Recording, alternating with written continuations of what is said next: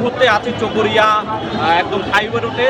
বাংলাদেশ জাতীয়তাবাদী দল বিএনপির ৪৭তম প্রতিষ্ঠা বার্ষিকী উপলক্ষে আজকে চকরিয়া উপজেলা বিএনপির উদ্যোগে বিশাল একটি বর্ণাঢ্য শোভাযাত্রা ডাকডোল পিটিয়ে উদযাপন করা হচ্ছে।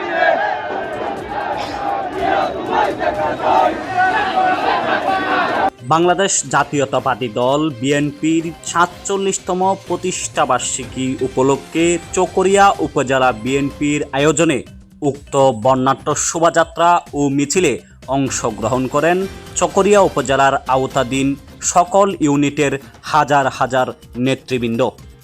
আরও উপস্থিত ছিলেন চকরিয়া উপজেলা বিএনপির নবনির্বাচিত কমিটির সংগ্রামী সফল সভাপতি ও বর্ষিয়ান রাজনীতিবিদ জনাব এনামুল হক, সাধারণ সম্পাদক এম মোবারক আলী সহ জেলা উপজেলার অসংখ্য নেতৃবৃন্দ।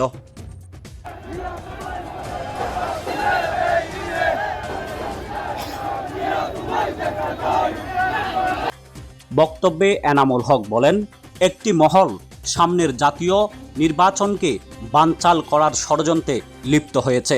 তবে জনগণ সেদিকে কর্ণপাত না করে সামনের জাতীয় নির্বাচনে ভোট কেন্দ্রে গিয়ে ধানের শীষে ভোট দিয়ে বিএনপিকে বিপুল ভোটে জয়যুক্ত করবে। বক্তব্য দেওয়ার সময় নয়। জিয়াউর রহমান সাহেব বিএনপি গঠন করেছিলেন আজকে থেকে ৪৭ বছর আগে। বিএনপি আজকে পূর্ণ যৌবনের একটা মানুষ।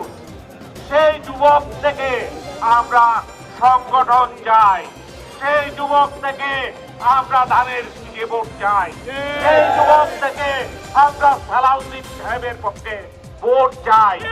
অপরদিকে সাধারণ সম্পাদক এম মোবারক আলী বলেন, সামনের ইউনিয়ন কমিটিগুলোতে বিগত দুঃসময়ের নির্যাতিত এবং ত্যাগীদের মূল্যায়ন করা হবে।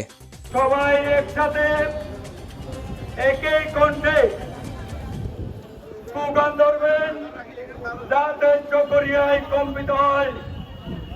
সবাই একসাথে বলুন, বিএনপির ৪৭তম প্রতিষ্ঠা বার্ষিকী সফল হোক, সার্থক হোক।